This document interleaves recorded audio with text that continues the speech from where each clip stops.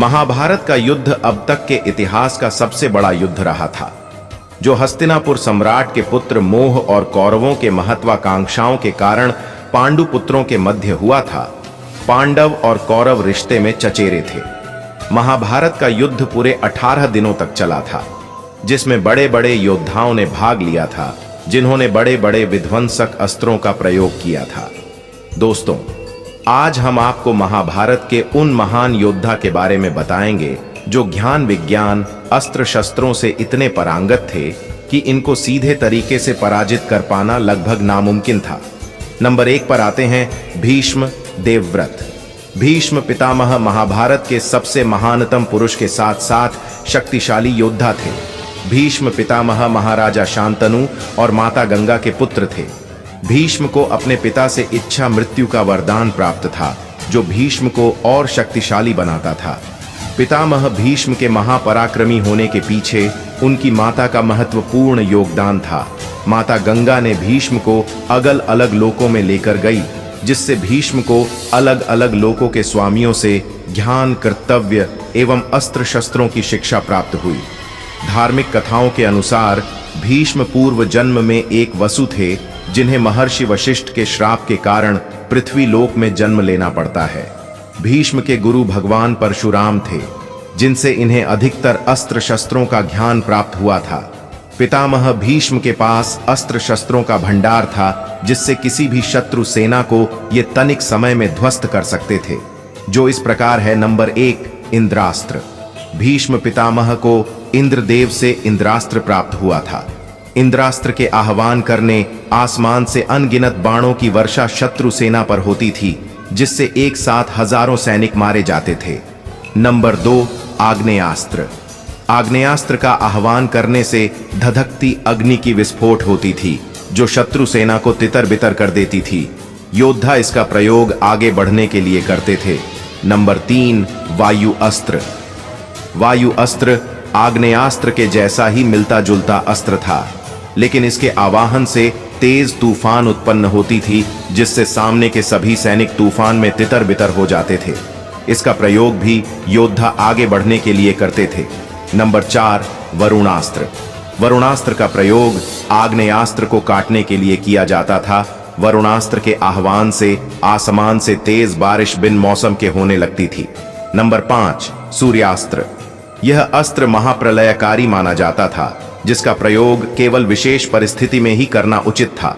सूर्यास्त्र के आह्वान से आसमान से तेज रोशनी और ऊष्मा उत्पन्न होती थी, जो शत्रु सेना सहित आसपास के समस्त प्रकृति, पेड़ पौधे एवं जल के समस्त स्रोतों को नष्ट कर सकता था। नंबर 6, वज्रास्त्र।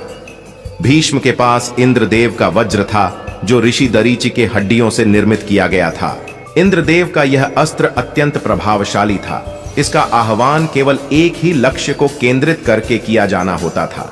इसके वार से शत्रु का बच पाना बहुत ही मुश्किल होता था। इसके वार से शत्रु की हृदय गति तुरंत रुक जाती थी। नंबर 7, मोहिनी अस्त्र। भीष्म के पास मोहिनी नामक अस्त्र भी होता है, जिससे आह्वान से शत्रु सेना की मनोदशा कुछ समय के लिए बिगड़ जाती थी। नंबर 8, त्वास्त्र। त्वास्त्र का वर्णन रामायण काल में मिलता है, जिसका प्रयोग भगवान राम राक्षस पर करते हैं। शत्रु सेना पर त्वास्त्र का प्रयोग करने से शत्रु सेना आपस में पड़ने लगते थे और खुद ही एक दूसरे को नष्ट कर लेते थे। नंबर 9, नागास्त्र। नागास्त्र में विषैले नागों का विष समाहित होता था। नागास्त्र के प्रहार से शत्रु मूर्छित हो जाता था और उसकी भी मृत्यु हो जाती थी। नंबर 10, नागपाश अस्त्र। नागपाश अस्त्र नागास्त्र से मिलता जुलता अस्त्र था। इसके प्रयोग से यह अस्त्र नाग के रूप में शत्रु को जकड़ लेता था। नाग के जकड़ से शत्रु का दम घुटने लगता था, जिससे उसकी मृत्यु हो जाती थी। नंबर 11, गरुणास्त्र। गरुडास्त्र का प्रयोग मुख्यतः नागपाश और नागास्त्र को काटने के लिए किया जाता था। नंबर 12, रुद्रास्त्र। भगवान शिव का महाविनाशकारी अस्त्र। रुद्रास्त्र का आह्वान करने से तेज वर्षा और आंधी की भयंकर विस्फोट होती थी, जो हजारों शत्रुओं को पल भर में समाप्त कर देता था। नंबर 13, पर्वतास्त्र।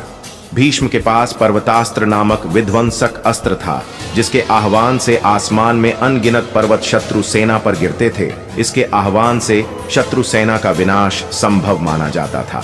नंबर 14, ब्रह्मास्त्र। ब्रह्मास्त्र भगवान ब्रह्मा का शक्तिशाली अस्त्र था, जो भगवान ब्रह्मा के एक सिर को प्रदर्शित करता है। इस शस्त्र के प्रहार से शत्रु का बच पाना नामुमकिन सा माना जाता था।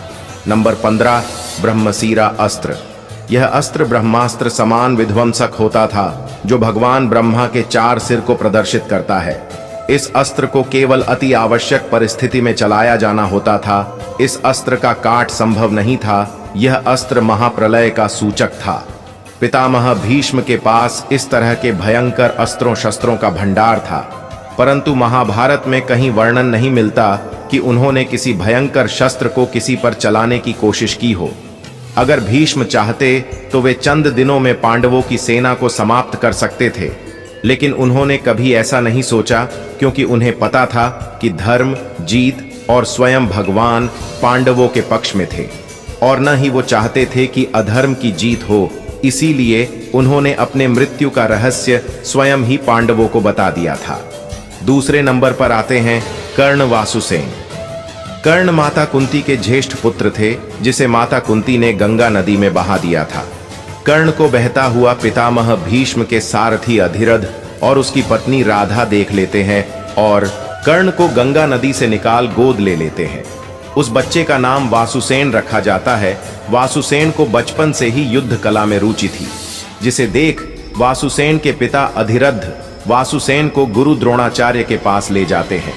परंतु द्रोणाचार्य हस्तिनापुर के राजकुमारों को शिक्षा दे रहे होते हैं और वे वासुसेन को शिक्षा देने के लिए माना कर देते हैं। लेकिन वासुसेन के मन में युद्ध कला सीखने की चाहत तनिक भी कम नहीं होती और वे भगवान परशुराम से संपर्क करते हैं।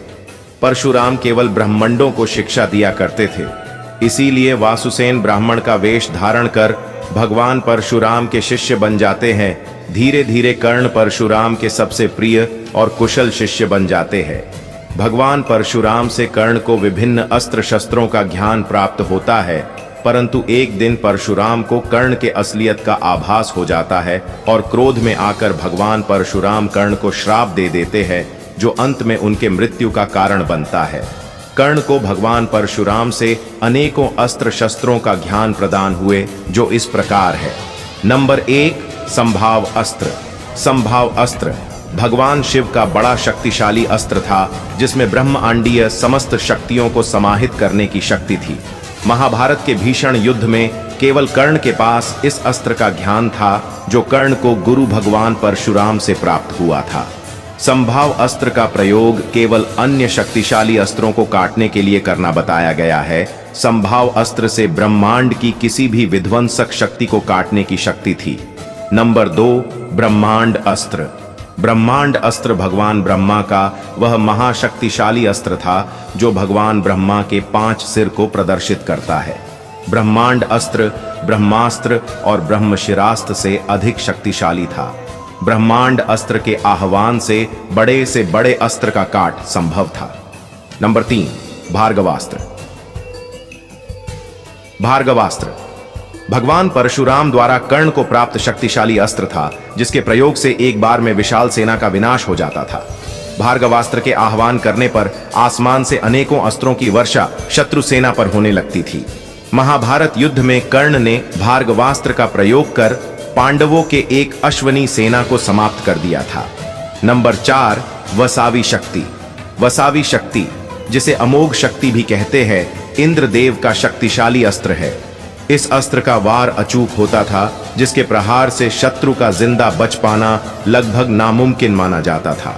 कर्ण इस अस्त्र को अर्जुन का वध करने के लिए बचाए रखते थे, परंतु हालात के मद्देनजर कर्ण को इस अस्त्र का प्रयोग भीमपुत्र घटोत्कच पर करना पड़ा था। इसके अतिरिक्त कर्ण के पास आग्नेयास्त्र, गरुणास्त्र, नागास्त्र, नागपास अस्त्र, महाविनाशक वैष्णो अस्त्र, रुद्रास्त्र, ब्रह्मास्त्र एवं ब्रह्मशिरा अस्त्र और इन अस्त्र को चलाने के लिए विजय नामक धनुष था। तीसरे नंबर पर आते हैं अर्जुन। अर्जुन महाराज पांडु और कुंती के पुत्र थे, जो देवराज इंद्र के आशीर्वाद से उत्पन्न हुए थे। अर्जुन समस्त राजकुमारों में आचार्य द्रोणाचार्य के अति प्रिय और युद्ध कला में सर्वश्रेष्ठ शिष्य थे। अर्जुन आचार्य द्रोणाचार्य से धनुर्विद्या, दिव्यास्त्रों के ज्ञान के अलावा अनेकों लोकों में जाकर अस्त्र शस्त्रों का ज्ञान अर्जित किया था। अर्जुन कुरुक्षेत्र में पांडवों की ओर से सबसे शक्तिशाली योद्धा थे। अर्जुन के पास अस्त्र शस्त्रों के भंडार में इस तरह के अस्त्र शस्त्र शामिल थे। नंबर 1, पाशुपतास्त्र। पाशुपतास्त्र भगवान शिव का बेहद विलक्षण अस्त्र था, जो शिव जी को अपने तपस्या से प्रसन्न करने के उपरांत अर्जुन को प्राप्त हुआ था। पाशुपतास्त्र भी उन भयानक विलक्षण अस्त्रों में से एक था जिसके आह्वान से शत्रु की मृत्यु तो निश्चित थी, परंतु इसका प्रयोग करना केवल अतिआवश्यक परिस्थिति में उचित माना जाता था। नंबर 2, यमदंड अस्त्र। यमदंड अस्त्र का ज्ञान केवल अर्जुन को था, जो अर्जुन को स्वयं यमराज से प्राप्त हुआ था। इस अस्त्र का प्रयोग भी केवल अति आवश्यक परिस्थिति में किया जाना संभव था। नंबर 3, वरुण पास। वरुण पास नागपास से मिलता जुलता अस्त्र था, परंतु इसकी शक्ति नागपास से कई गुना थी। इस अस्त्र के जकड़ से स्वयं देवों का बचना भी असंभव था। इसके अलावा अर्जुन के पास रुद्रास्त्र, अंजलिका अस्त्र, अंतर्ध्यान अस्त्र, सम्मोहन व मोहिनी अस्त्र, वरुण अस्त्र, नागपास अस्त्र, नागास्त्र, इंद्रास्त्र, वज्रास्त्र, आग्नेयास्त्र, गरुण अस्त्र, वैष्णो अस्त्र, ब्रह्मास्त्र और ब्रह्मशीरा अस्त्र जैसे अन्य अनेकों अस्त्र थे, जिनका आह्वान करने के लिए अर्जुन के पास गांडीव धनुष था। चौथे नंबर पर आते हैं द्रोणाचार्य। द्रोणाचार्य आर्षि भारद्वाज तथा अप्सरा घृताची के पुत्र थे। द्रोणाचार्य ने सर्व शिक्षा भगवान परशुराम से प्राप्त की थी। द्रोणाचार्य अस्त्र शस्त्रों, वेदों के अभूतपूर्व झांता थे। उनका विवाह कृपाचार्य की बहन कृपि के साथ संपन्न हुआ था। द्रोणाचार्य और कृपि को भगवान शिव के आशीर्वाद से एक बच्चा प्राप्त हुआ, जिसका नाम अश्वत्थामा रखा गया था। आचार्य द्रोणाचार्य हस्तिनापुर के आचार्य हुए, जो हस्तिनापुर राजकुमारों को शिक्षा प्रदान करते थे। आचार्य द्रोणाचार्य महान आर्षि भारद्वाज के पुत्र और भगवान परशुराम के शिष्य थे, जिनसे इन्हें महान अस्त्रों का ज्ञान था। नंबर 1, 80 तलवार। 80 तलवार भगवान ब्रह्मा द्वारा निर्मित भगवान रुद्र का महाविध्वंसक अस्त्र था, जो अस्त्रों में श्रेष्ठ था। इस महान अस्त्र का ज्ञान द्रोणाचार्य को भगवान परशुराम से मिला था। कहा जाता है कि इस अस्त्र का प्रयोग केवल महाशक्तिशाली दैत्यों, राक्षसों पर करना उचित माना जाता था। नंबर 2, नारायणास्त्र। नारायणास्त्र भगवान नारायण का सर्व विनाशक अस्त्र था। नारायणास्त्र का केवल 2 ही लक्ष्य होते हैं। पहला, जो इस अस्त्र का सामना करें वो मारे जाएं, या समस्त सेना के साथ अंतर्मन से इस अस्त्र के शरण में आकर युद्ध करने का विचार अपने मन से पूरी तरह से निकाल दें। इसके अलावा आचार्य द्रोण के पास आग्नेयास्त्र, वरुणास्त्र, नागास्त्र, नागपास अस्त्र, गरुण अस्त्र, रुद्रास्त्र, ब्रह्मास्त्र, ब्रह्मशिरा अस्त्र जैसे अन्य अस्त्रों का ज्ञान था। और अंत में आते हैं अश्वत्थामा। अश्वत्थामा गुरु द्रोणाचार्य एवं माता कृपि के पुत्र थे। माता कृपि को शिव जी के तपस्या के उपरांत पुत्र प्राप्ति का वरदान प्राप्त हुआ था, जिसके उपरांत अश्वत्थामा का जन्म हुआ। अश्वत्थामा के कंठ से जन्म के दौरान घोड़े जैसी हिनहिनाने की ध्वनि सुनाई दे रही थी, जिस वजह से बच्चे का नाम अश्वत्थामा रखा गया था। अश्वत्थामा के मस्तक पर जन्म से अमूल्य मणि विद्यमान थी, जो अश्वत्थामा को दैत्य, दानव, शस्त्र, व्याधि, देवता, नाग आदि से निर्भय रखता था। अश्वत्थामा गुरु द्रोणाचार्य के पुत्र थे, जिनसे अश्वत्थामा को उन समस्त अस्त्र शस्त्रों का ज्ञान था जो इनके पिता को थी। महाभारत में सबसे शक्तिशाली विध्वंसक अस्त्र नारायणास्त्र एवं ब्रह्मास्त्र का प्रयोग अश्वत्थामा द्वारा किया गया था।